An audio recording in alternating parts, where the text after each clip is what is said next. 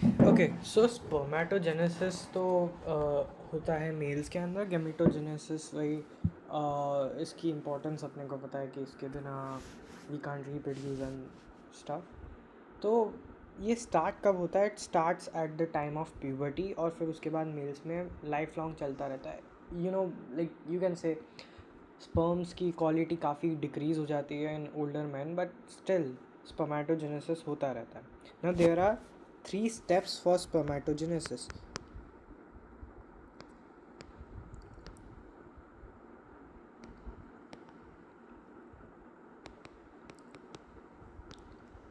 First one is multiplication.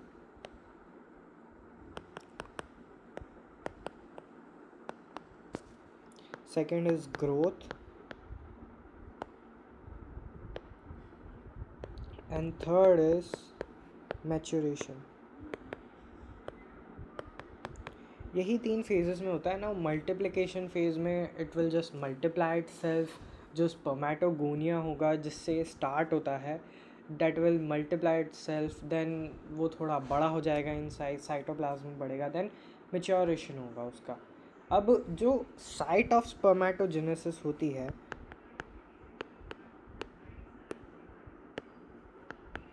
जो site होती है for sperm formation, spermatogenesis,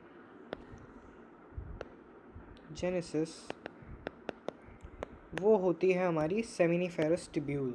okay, now seminiferous tubule इसकी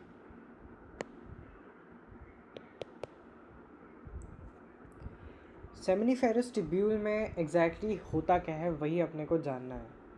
उसके अंदर सबसे पहले जो इम्पॉर्टेंट चीज़ है वो अपने को पहले इसके पीछे का हार्मोनल कंट्रोल वगैरह सब कुछ समझना पड़ेगा। बिना हार्मोन्स को समझे वी कांट स्टडी स्पर्मेटोजेनेसिस। सो इसके अंदर वही बेसिक्स जो चीज़ होती है वही मैं पहले बता देता हूँ कि एक स्पर्मेटोगोनिया होता है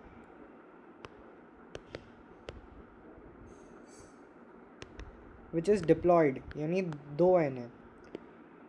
तो इसका मतलब क्या होगा? 44 + XY यही होगा, क्योंकि 46 होता है, एक पेयर ऐसा हो जाएगा। नाउ ये spermatogonia when it converts to sperm और स्पर्मेटोजोआ, ये पूरी प्रोसेस को अपन बोलते हैं स्पर्मेटोजेनेसिस। ओके, नाउ स्पर्मेटोजोआ होता है N, या फिर स्पर्म N होता है, डिप्लॉयड हैप्लॉयड होता है। नाउ सबसे पहले तो आप अपने को समझना पड़ेगा कि how it all starts.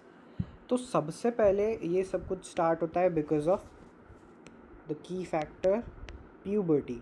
Puberty वही 13-14 साल की उम्र में आके प्यूबर्टी स्टार्ट होती है, then it starts to form sperm and basic hormonal changes होते हैं। सो सबसे इम्पॉर्टेंट जो चीज़ होती है ना प्यूबर्टी के टाइम पे, कि इसमें होता है कि GnRH which is gonadotrophin releasing hormone, उसका बहुत ज़्यादा लेवल बढ़ जाता है।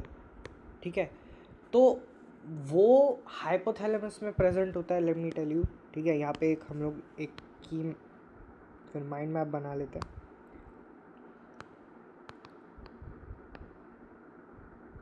So this is hypothalamus.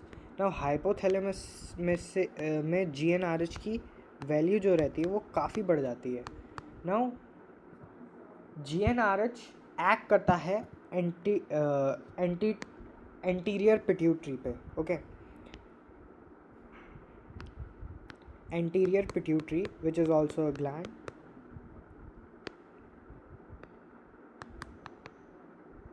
Now anterior pituitary क्या करता है कि ल्यूटिनाइजिंग हार्मोन, या फिर जिसको हम लोग ICSH बोलते हैं, which is interstitial cell stimulating hormone, उस पे एक्ट करता है। ओके,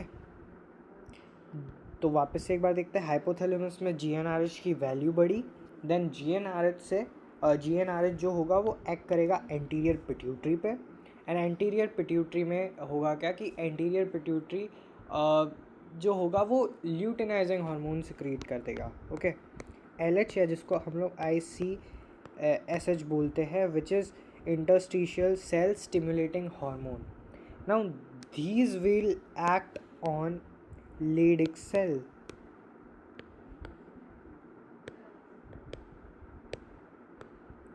नाउ Leydig सेल क्या होते हैं, वो टेस्टिस में प्रेजेंट होते हैं. ओके, नाउ टेस्टीज में जब प्रेजेंट होते हैं तो ये लोग फॉर्म कर देते हैं. एज यू नो कि Leydig सेल का फंक्शन ही होता है टेस्टोस्टेरोन फॉर्मेशन, और यही सबसे बड़ी चीज़ रहती है बिहाइंड स्पर्मेटोजेनेसिस, क्योंकि यही प्रोड्यूस करेगा sperms. It will help in spermatogenesis inside seminiferous tubule, क्योंकि in the presence of ABB secreted serotonin cells. अब ABP क्या होता है, एंडोजन बाइंडिंग प्रोटीन, जो कि सिक्रीट करी जाती है by serotonin cell. Serotonin cell को हम लोग नर्स सेल भी बोलते हैं. It will help throughout the spermatogenesis. तो ये क्या करती है, ABP, इसको क्या बोलते हैं, androgen binding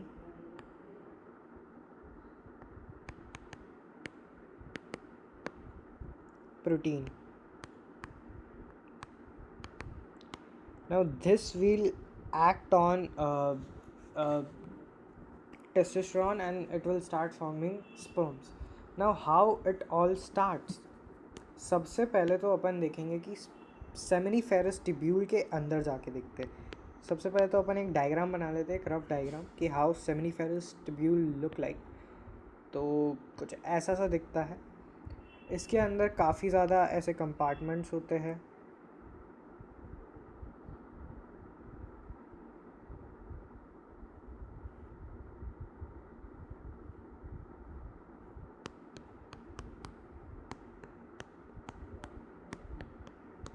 So this is seminiferous tubule.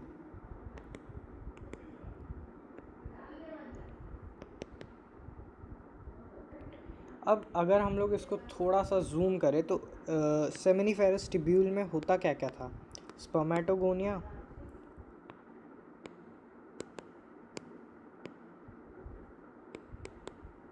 और सर्टोली सेल्स, राइट. तो इसमें से अपने को अभी काम है स्पर्मेटोगोनिया से. तो अभी हम लोग इसको थोड़ा साइड करते हैं and let's make a spermatogonia.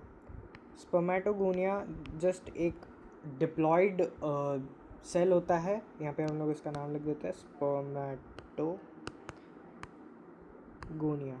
ना यहीं से हमारा जो मेन चीज़ है स्पर्मेटोजेनेसिस वो स्टार्ट होगा. अब डिप्लॉयड है तो इसकी प्लॉइडी कैसी होगी, 44 + XY, because it is produced in the human male body.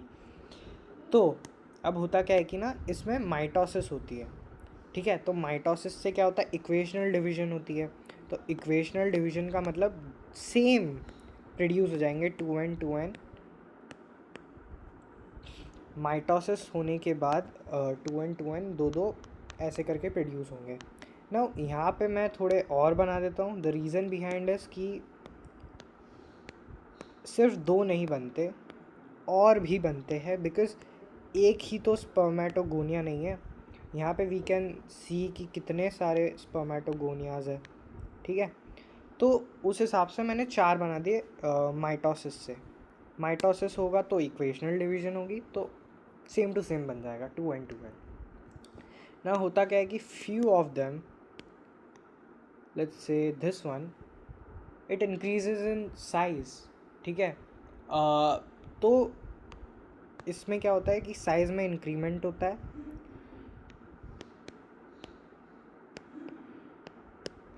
तो ये क्या करते हैं, ये बन जाते हैं प्राइमरी स्पर्मेटोसाइट.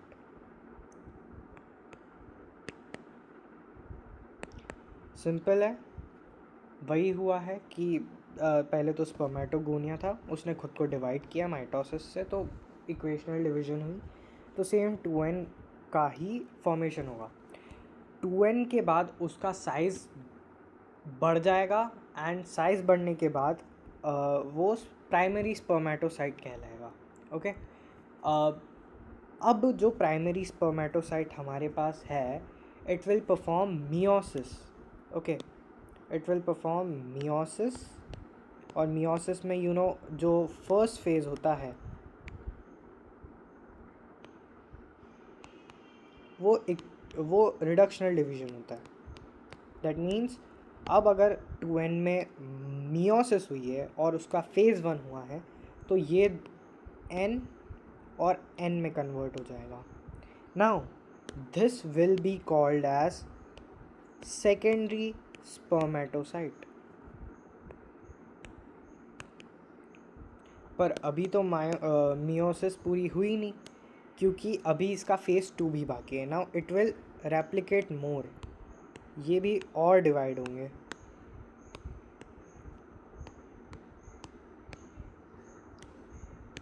नाउ अब यहाँ पे क्या होगी कि मियोसिस 2 होगी.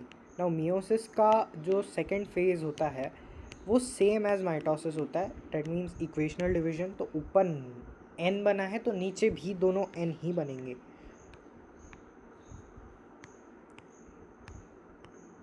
ठीक है, और ये कहलाएंगे स्पर्मेटिड्स. नाउ अब स्पर्मेटिड से ये डायरेक्टली कन्वर्ट हो जाएंगे स्पर्म्स में through a process called spermiogenesis.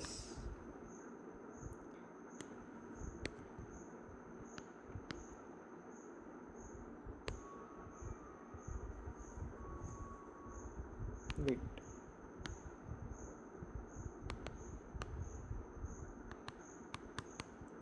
Now this is the whole spermatogenesis.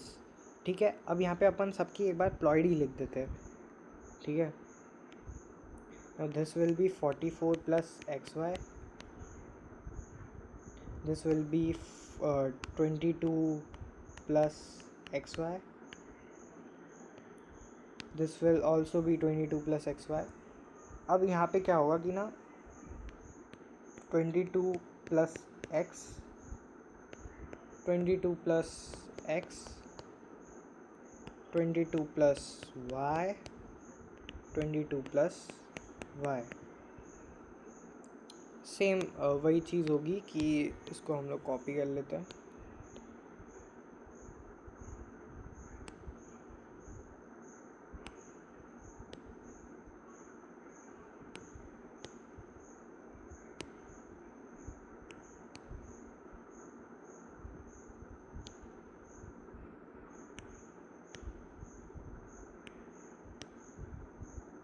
Now this is whole spermatogenesis. एक बार फाइनली इसको रिवाइज करते हैं.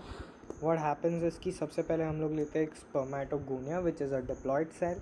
Then it will do mitosis. That means कि इक्वेशनल डिवीजन होगा. तो इक्वेशनल डिवीजन की वजह से सेम 2n यानी डिप्लॉयड सेल प्रोड्यूस होगा. And one of them or few of them diploid cells of spermatogonia will convert into primary spermatocyte as they increase in size. फिर उसके अंदर होगी meiosis 1. meiosis 1 की वजह से रिडक्शनल डिवीजन होगा और दोनों n में कन्वर्ट हो जाएंगे and that will be called as secondary spermatocyte. And in secondary spermatocyte meiosis 2 will occur and then spermatids will form, and after spermatids it will directly get converted to sperms or spermatozoa through a process called spermiogenesis. That's it.